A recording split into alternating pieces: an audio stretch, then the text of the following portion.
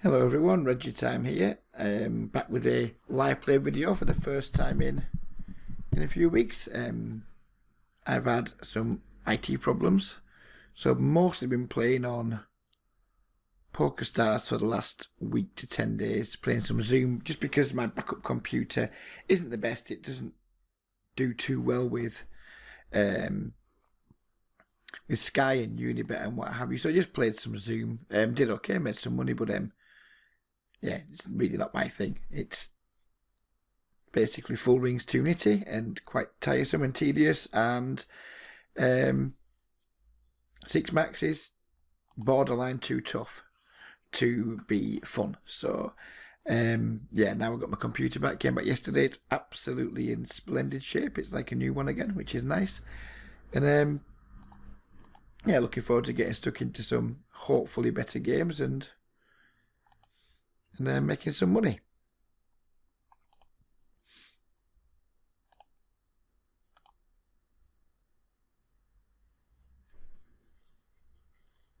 Didn't mean to 3x it with the Queen 8 down table 4. Meant to make it smaller than that, but never mind.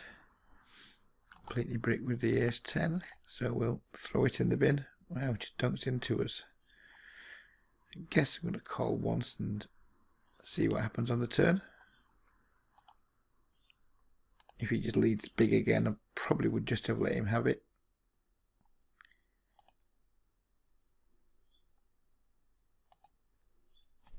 I think it's too thin for value to get a check and hope we win somehow.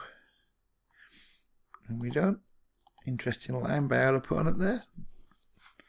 Donks out, then gets scared, I guess.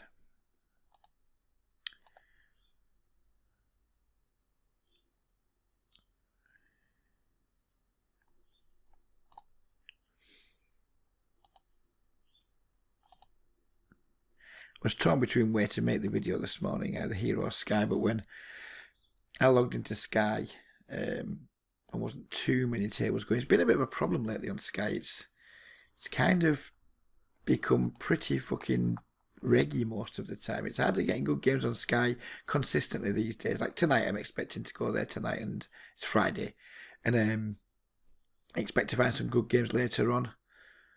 Probably from around 9-10 o'clock-ish through till 3-4 in the morning, something like that. So we'll certainly be looking there tonight. But during the day and just like through the week at normal times, it's kind of getting harder and harder to find enough good tables. Right, so we have a limp, a min raise, and a 8x isolation raise. Just going to call here and take a flop, try and play some pots with players that could be fish. I think if we just get called 4-bet there and get it in with queens, where it probably can't be bad, it's probably not going to be that great either.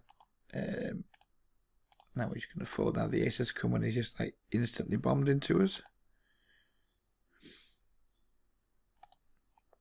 I'm going to think about check raising my gut shot on table 3 against Luigi. Fish Queen doesn't bet. Fish Queen never has an ace when Fish Queen takes this line. Wow. 8-4 offsuit. Interesting times. No idea what the fuck just happened there. But it's obviously something to bear in mind. How can we not 3-bet the ace king?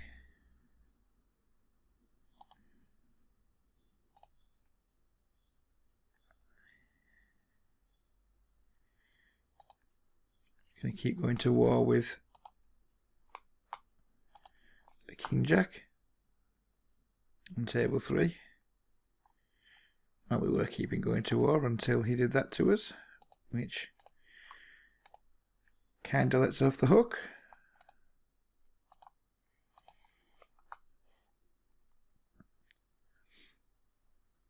I clearly did my job of representing a good hand there. We're just unfortunate that our opponent clearly had a decent hand. When we check raise flop and bet turn and someone just jams on us, it's just very likely that they're just very close to the top of their value range. Super unlikely they're going to be doing anything tricky or creative there. I mean, we're just repping a strong hand. I mean, check raise flop bet turns a pretty strong line in the micro stakes. So when people see that line and still play back against it, they're just going to be nutted so often. It's just not even worth worrying about. He should probably just call and then just let me bomb the river too. I think he makes a mistake by raising the turn there on that board texture. There wasn't too much going on, was there, for him to be worried about, I don't think. There's a few draws, but I think he's probably making a mistake by jamming the turn.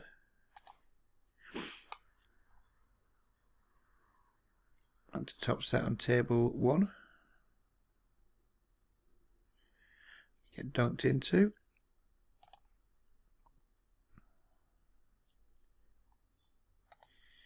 Checks the turn. Expect him to just check folding a lot here. But we'll make a large bet just in case he does have some kind of strong hand that he's going for the bet flop check raise turn sort of shenanigans with.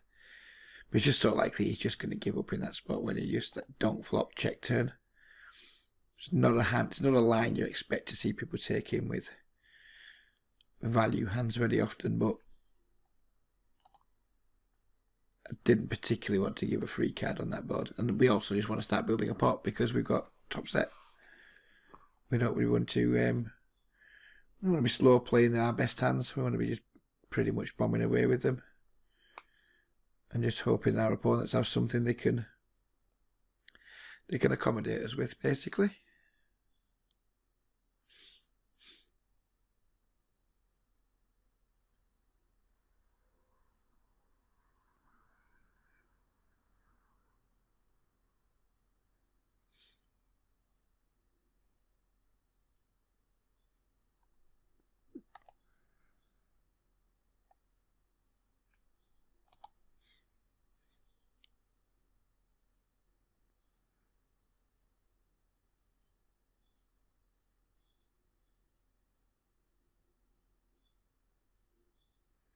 Look at this fish queen, just 3-betting the fuck out of everything.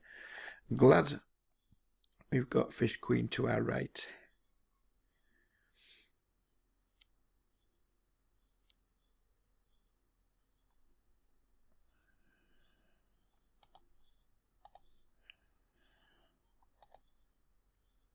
Not a huge fan of the ace-9 suited versus middle position, but I guess we need to see a flop. I would squeeze with it if there had been 2 players active in the pot, but as played, I just called, and then it's just a check fold on that board. He's kind of a backdoor, and that's it. Not too asked about getting 2 out of line with backdoors against middle positions. It would just could very easily just have a very strong hand. I think our 8's probably good here, but it's going to be hard to get value. We river 2 pairs on table 4.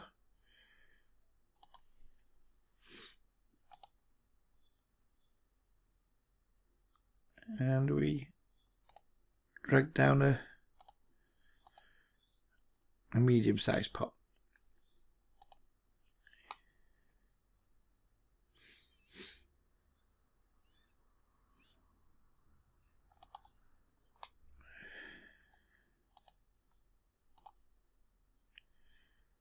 Again, not in love with hands like King 7 suited, but they're too strong to fold for that raise size. Again, I'm not going to be getting out of line versus middle position too often. Just going to call, take my pot odds pre-flop, try and make a hand, or try and make a draw or something we can try and stay involved with. And if we don't, well, we move on and we pick another spot to fight in.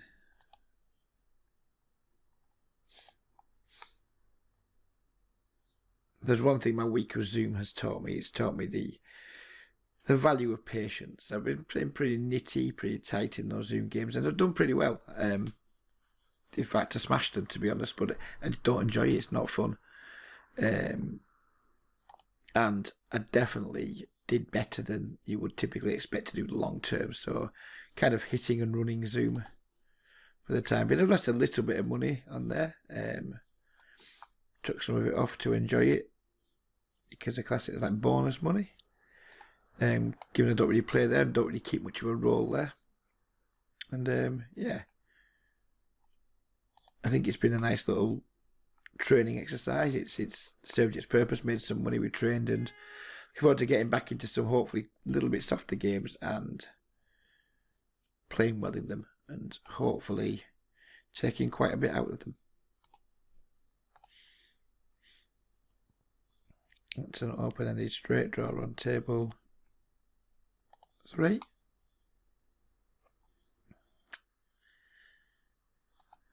I think we're just going to empty the clip here now. Don't think many players play flush draws this way.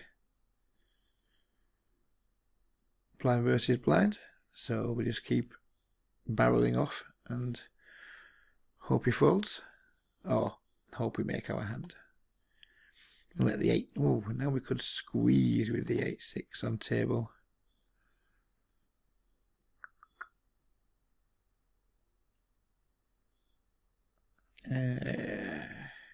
Could squeeze. I hate people who make videos say I could do this, but I'm not going to. But I'm going to do that right now. Could have squeezed there, but I decided not to. And I used to hate that in videos. When I used to watch training videos, and the instructor would say I could do something really creative and aggressive, and then never actually do very much that's creative or aggressive. It used to really frustrate me.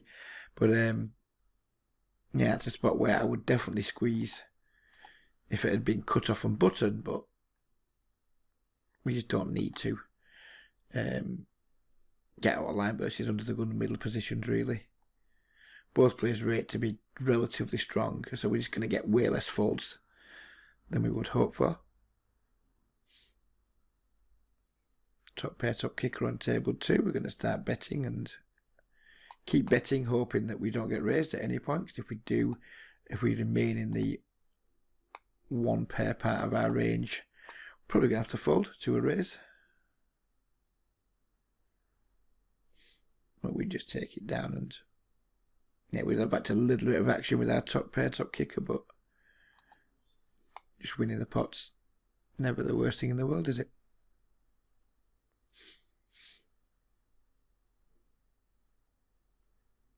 Maybe just mention at this point that I did run a coaching promotion the other week for 10 hours of my time for £100, which I think represents fantastic value for anyone who's currently losing player or inexperienced who wants some person-centred help with their game, and not just that generic help that you would get from forums or other training material. Go back to that in just a moment, because we're 3-betting the Ace King again versus Fish Queen, who's been very active.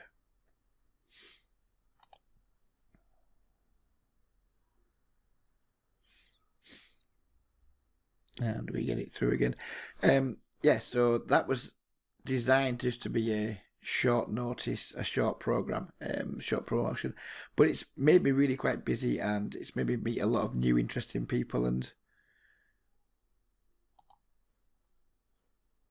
it's something that I'm just extending indefinitely. So my normal prices are $25 for 1 session, $45 for 2, $60 for 3, but if you do want the 10 sessions for £100, which represents great value, then I am still extending that to anyone that basically comes my way.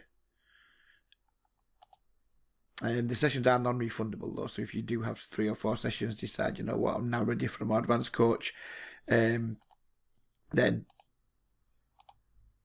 there's no refunds, because it's just so cheap, and lots of guys probably won't need 10 sessions. It's just nice to have that up your sleeve if you do need them, and if you don't, then it's probably going to be £100 well spent if it's done getting you from, say, whatever limit you're at up a couple of limits. So yeah, hopefully some of you guys might decide that you want to get in touch and think about booking some sessions. If you do, I'd be delighted to hear from you.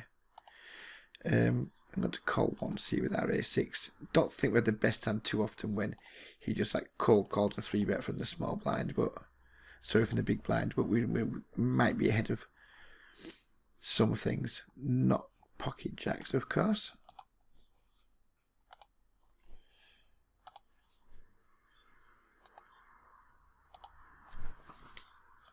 once he just cold calls a 3-bet, I'm not that in love with it. We hit a pair. Don't really see too much value in betting it. And then kind of because we're so under-repped on the turn, he can have some worse hands sometimes, just some ace highs and things. We kind of have to call the turn. Yeah, no issue with how the hand played out. Just didn't work out. We didn't win. Happens a lot. Big deal.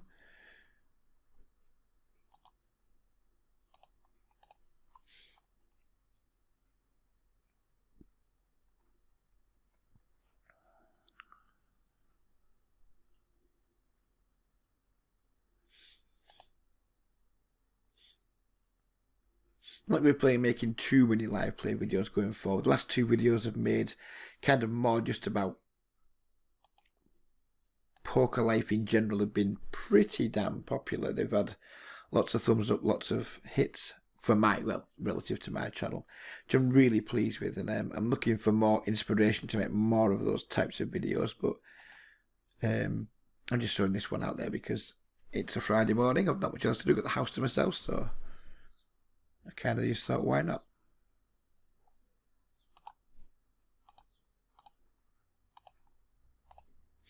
I'm a big fan of tables breaking down, but we'll manage. We'll survive.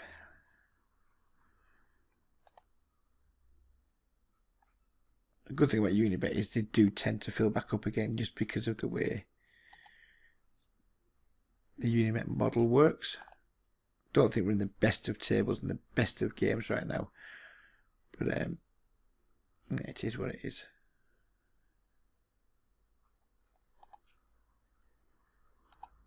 Oops, that was a very clear open on table 2.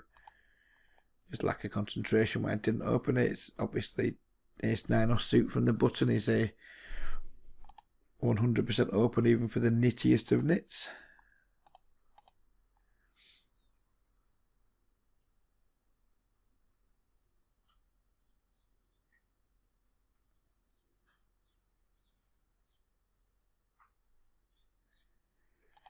That would be a flush draw on table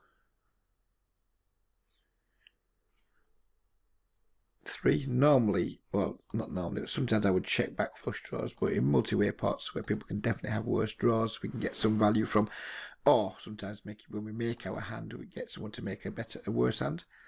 Happy to just bet and start building a pot.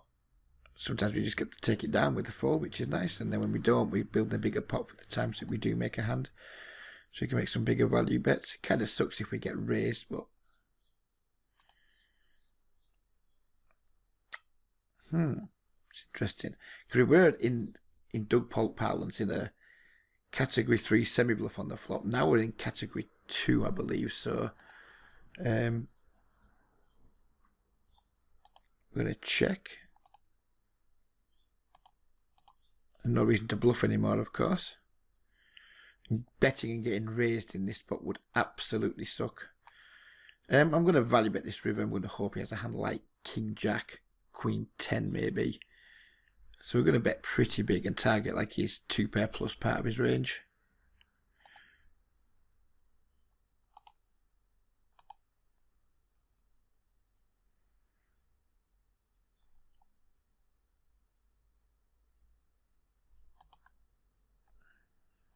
We made 2-pair on table 2.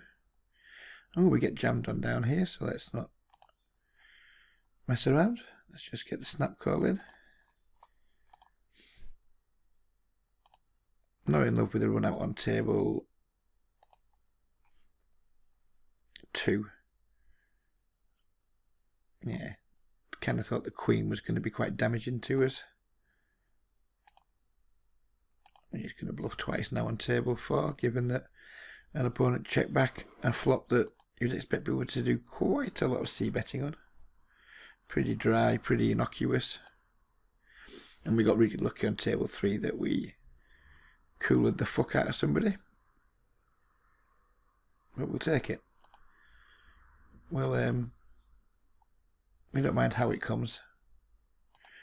Table 3's doing me fucking nutting now. It's just not spawning any new players, which is a shame. And looks like we're playing three-handed against two, probably regs. Given that there's no limping, there's kind of, it's pretty tight. It's not doing any harm, that table. It's not like someone's like rampantly abusing us or whatever, but it's just seems like a waste of a table. In fact, I think if I just like join another table, then when this one comes new, when it actually takes me to a new one, we can leave this one, because I don't like playing three-handed. That's happened now, so we're going to play our button, and then we're going to be sitting out, and then we'll fill that table up with the table that I've got off screen. Wow, tiny 3-bit. I guess we call and hope to bink.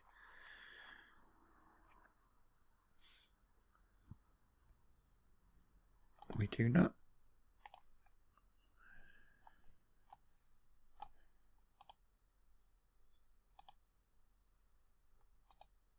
And there we go. We're back. We are back with 4 full tables, or close to full tables.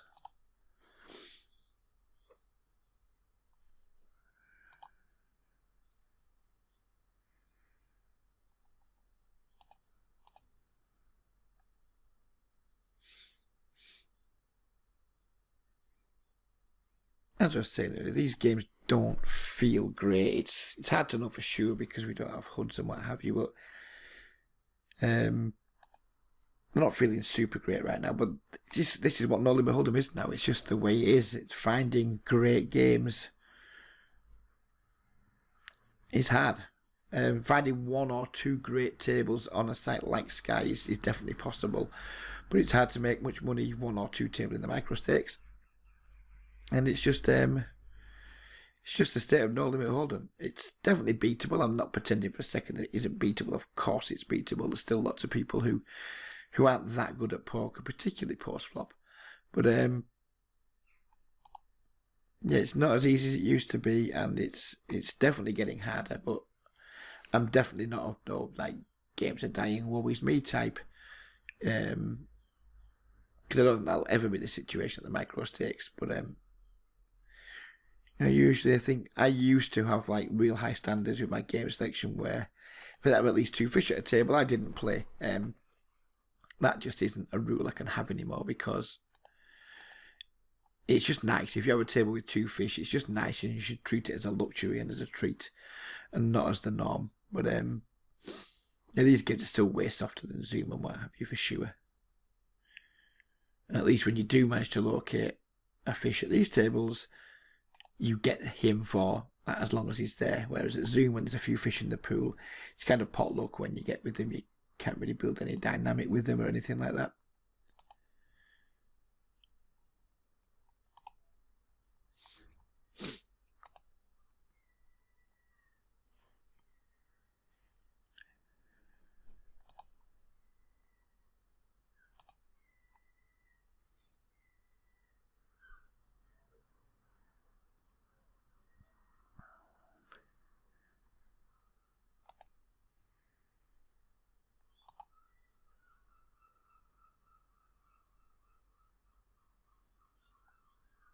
A7 offsuit.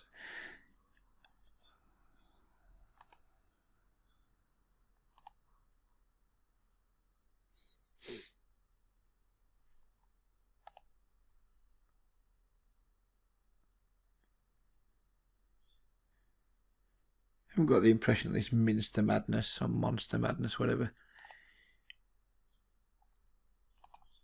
Yeah, too far out of line just yet, and clearly it's irregular.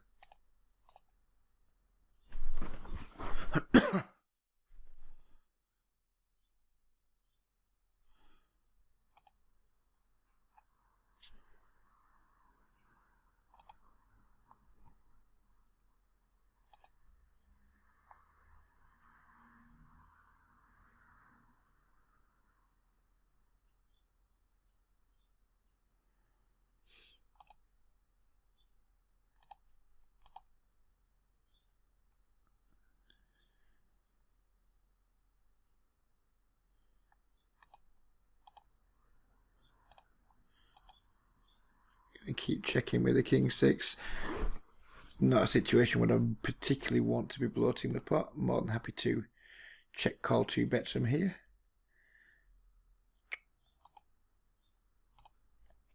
Obviously we set off bluffing pre-flop, so just because we flop top pair doesn't mean we can like go absolutely bonkers on.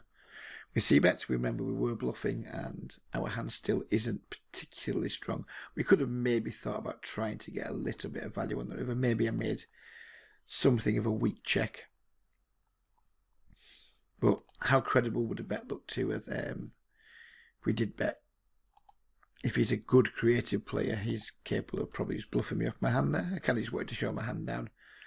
We've gone for a 3-bet bluff. We got unlucky because we got called, and then we got lucky that we got bailed out by the flop. And in those situations, I'm usually happy just to keep the pot small and not worry too much about getting tons of value with top pair, which really awful kicker in a 3-bet pot. Looks like we're going to be letting table 3 go in a moment, because again we're playing 3-handed and we know that this madness person is definitely irregular.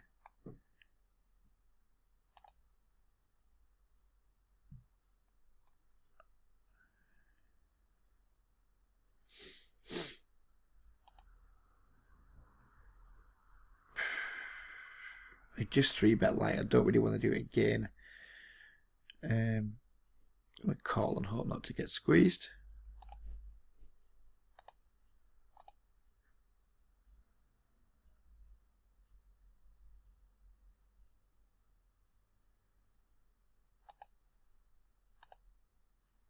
And at the same time we're going to try and find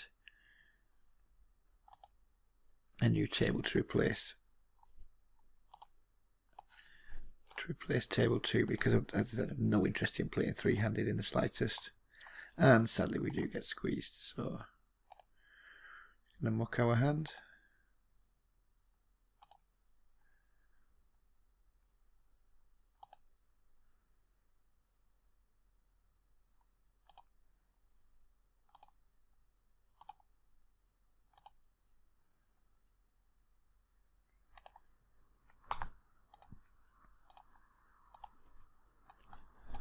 The tables might well switch around now when I hit this tile button.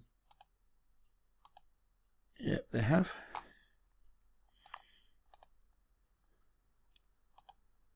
I'm going to bet twice on table, what is now table 3, after he like checks back flop. Just calls turn. I mean, if he's got a weak ace and a hero calls us here, then good for him. I'm trying to get him off like a queen or some like smaller pair, and he did just have the weak ace, which is, I guess, kind of unfortunate, but whatever. We would never try to get him to fold an ace, so obviously we're trying to get him to fold stuff that was worse than an ace. So when he does turn up with one, it's a bit of a pisser, but whatever. Doesn't matter that much. I guess we could have gone a little bit smaller too, but I don't mind overbetting rivers sometimes.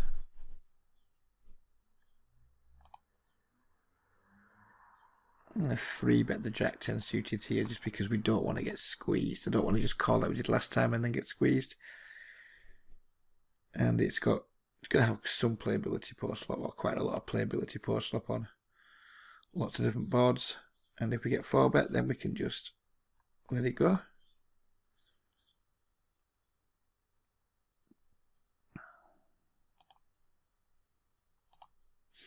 We're giving up on the Jack 10 board. With the Jack 10 on the ace 3, we just have nothing. It's going to be really hard to get too many bluffs through if he does have pocket pairs and what have you.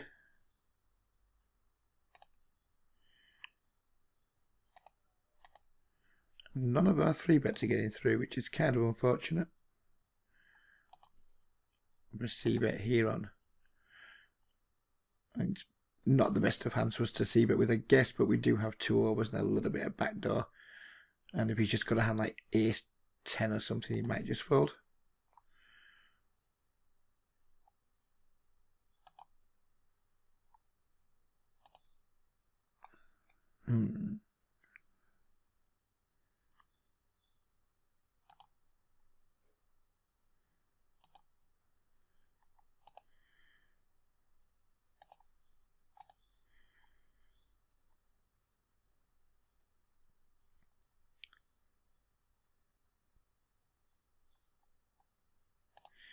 On table 2 and trying to put pressure on like medium to small pocket pairs, things like that, or just like some random floats that he had. We are pretty deep, so when we double barrel twice on that board, we are kind of like trying to threaten his stack. That's the plan anyway. I mean, obviously, if he's just like flopped us dead, it's not going to work. But given that we are deeper and we are repping strength, I think we can quite often get some relatively strong hands to fold there.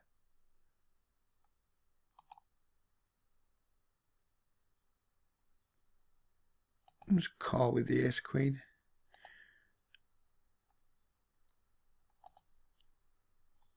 It's a reasonable hand to go for a back raise if we get squeezed. It's nice to have some pretty strong hands in our just flat in range. If we 3-bet like all our strong hands, our flat in range is just like too weak, I guess.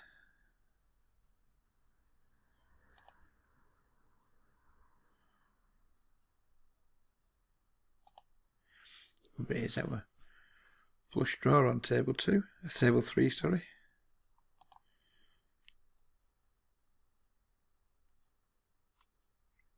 Quite shit if we get raised, but we're probably going to call and see a turn.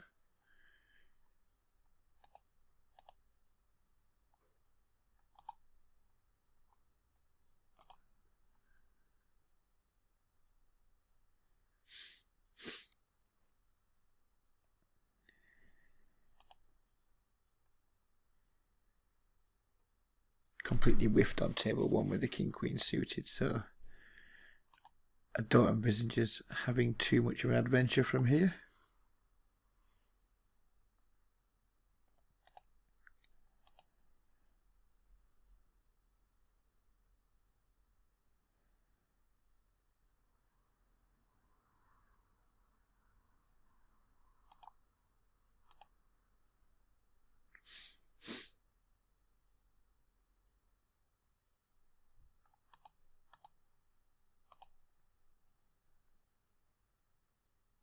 As if you have reached this point of the video, I hope you're enjoying it. If you are enjoying it, please don't forget to hit that thumbs up button, and please leave a comment too.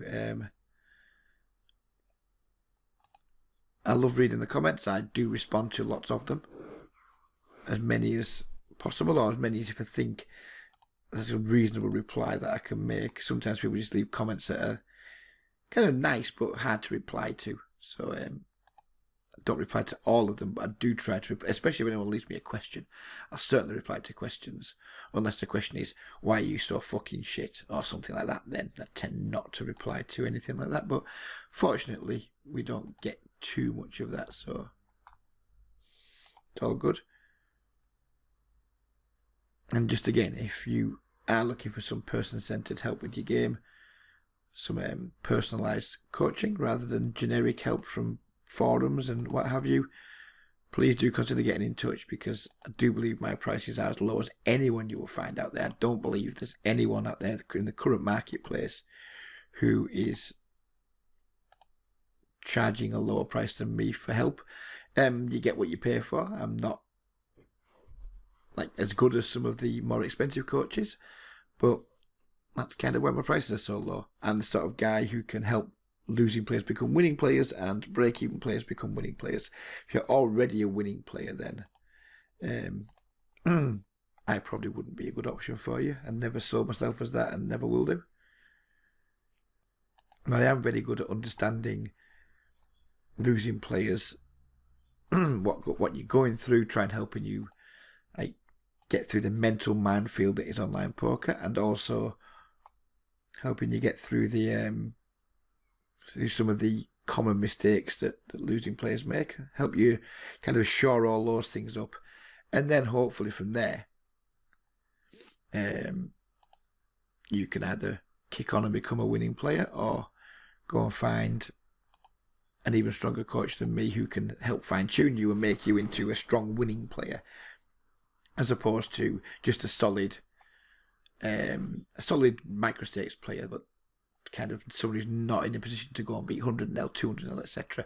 I can get you in a position where beating 25-0 and breaking into 50-0 is where I can get you to. After that, you're certainly going to need somebody stronger than me as a coach to help you with the more intricate parts of the higher stakes games. Tempted to go for a check raise. If he bets this river small, tempted to go for a check raise. Because when he checks the turn, he don't think they're going to be that strong very often. And I could just call a bluff catch, possibly. Nope. Sometimes people will like bet the flop as a c-bet, as a bluff, give up the turn, and then when you check again, sometimes it like inspires them to either bluff rivers or like randomly stab with some weird pairs. Right, check back flop, call turn, or no draws. So either as a jack or a weak ace. I'm going to go for a check raise. We miss value from a jack, but we get to get a raise in against an ace, which is nice with the nuts.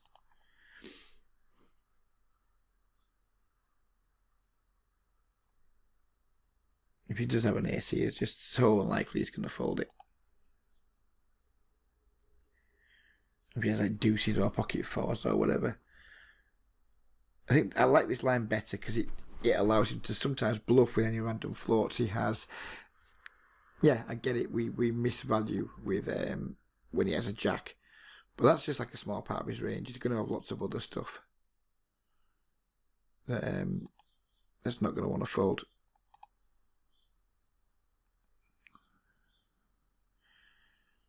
Float here with our good shot on table one.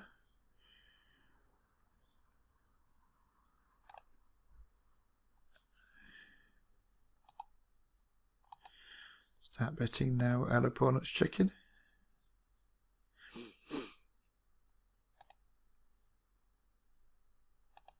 Looks like no one has anything on table 3.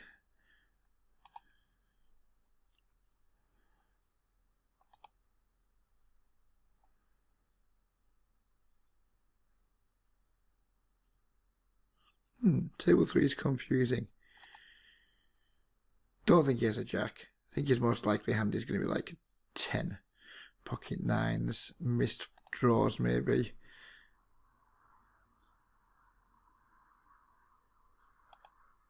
Hopefully he just calls here with a 10.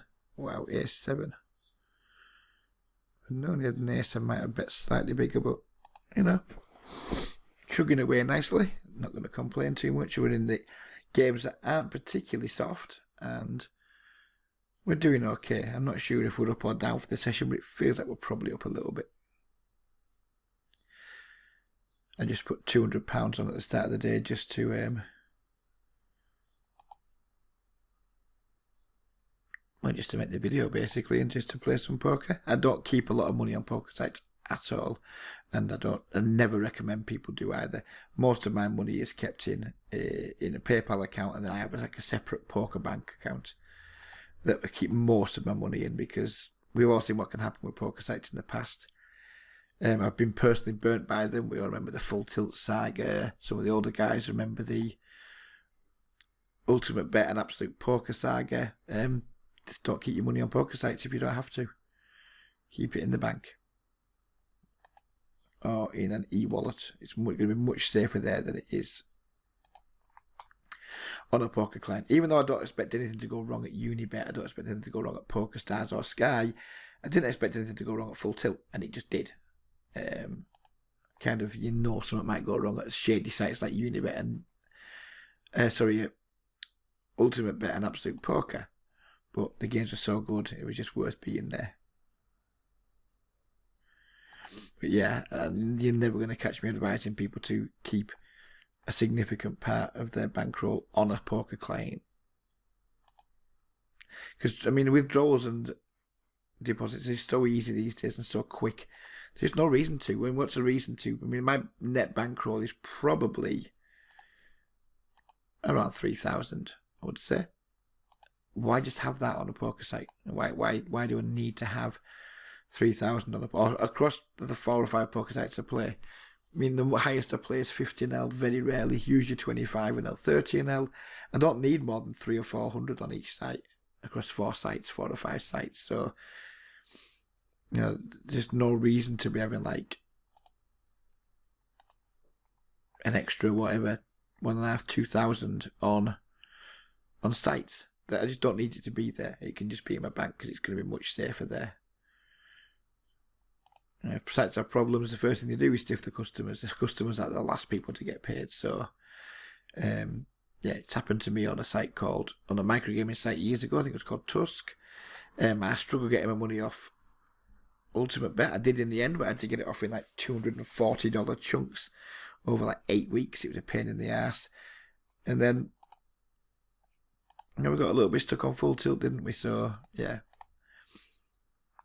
there's just no reason. There's just no reason for it. So that's why you never see me with a big bankroll. And the sites where you see me reloading, very rare you'll see me with more than $400 or $500 because there's just no reason to. There's no reason for me to have that. I'll go for some value here now with my ace. Doesn't look like he has a 10 given how it's played out. And we've got the second nuts on table 1, so we're going to bet and hope not to get raised.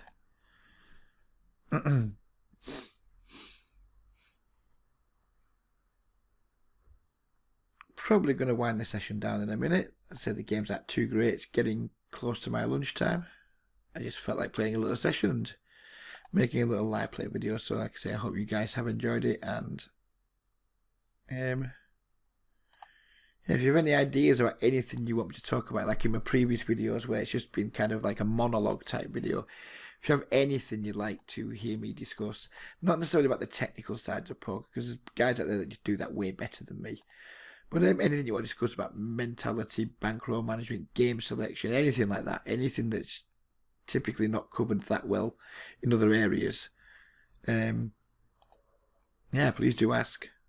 And I'd be delighted. I'm a very opinionated guy. I'd be more than happy to share my opinion on a plethora of topics. Raise my gut shot here on table 1. Get called, which wasn't part of the plan, so we're just going to shut down now, I think, because it's just very likely he has an ace. And we're going to raise our gut shot on table 3 as well. Could be a little bit dicey with it being a wet board. We could easily get 3-bet here, but oh, we river the nuts on table 1, which is pretty nice. I'm gonna just hope he has an ace. Maybe he's rivered 2 pairs.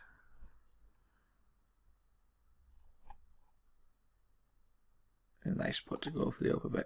I think we went for the overbet as a bluff earlier, and we got snapped off. Sadly, we didn't get snapped off there, but not too far. So I'm not convinced my overbet strategy is particularly good. Right, so we kind of have to bet here on table 2 to get that to charge draws and what have you, but I wouldn't have been at all surprised to see myself get check raised on that board. And that's just like a really disappointing river. He donks into us pretty big. It's just really easy for him to have a straight here. Yeah, I guess he can have some missed draws, but we have just 1 pair. Not really interest in being a hero there. I'm probably just going to barrel off here with my gut shot, especially now the flush draws coming. Most likely hand he has is just like 1 pair. I'm going to pretend that we've got a flush and hope our opponent doesn't actually have a flush. Wow, what is going on there?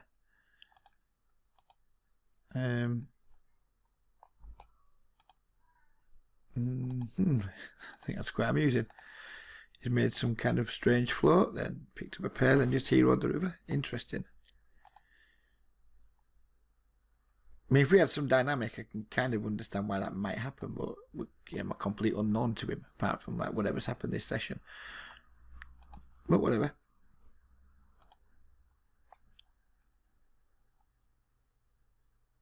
I mean, I was betting, hoping to make him fold a king. And he, like, snapped me off. And he literally did snap off, didn't he? Snapped me off with, like,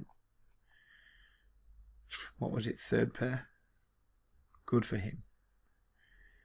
I mean, he's almost certainly going to be a losing player if he's doing stuff like randomly floating the ace-9 there. Well, call him pre with the ace-9. Can't remember if it's blind versus blind or not. His call's fine if it's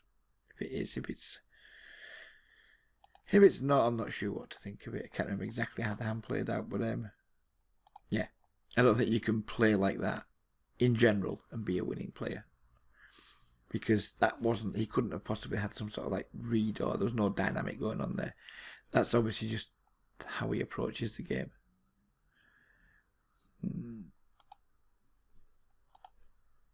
Again, we're calling out the small blind with the ace queen. We don't mind. We can certainly call a 3-bet. We can call a squeeze. We can back raise over a squeeze. I like keeping my options open, and I like having some strong hands in my range too. But we are going to play around to our blinds, and call it a session. Ace queen could be the best hand here.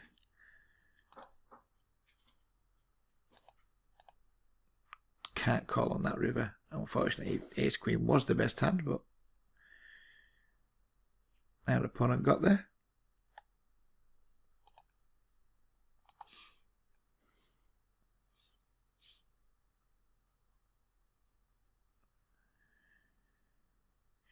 Interesting situation now with the 9s, because it's a pretty standard check.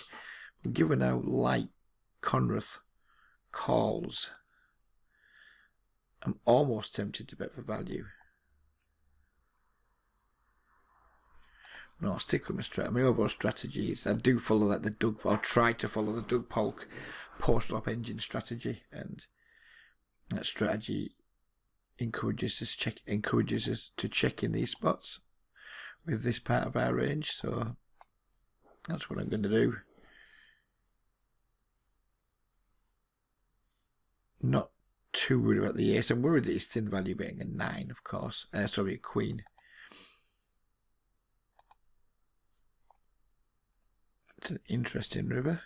If he bombs it, I think we just have to fold here, because there's other hands I can have that can lock him up here that's going to be stronger than 2 9s. Yeah. We can have some weak queens. We can have some ace-x. Yeah, I just don't think we need to call with the 9s there. And I think that's going to be it, is it? Yes, that's going to be it. For those of you who like results, we started this session with, I think, €229. We're finishing it with €239. So we made €10. Happy days. I hope you enjoyed the video. I'm not sure what I'll be back with next, but I'll be back with something probably in the next day or so. And we'll leave it there. Bye-bye for now.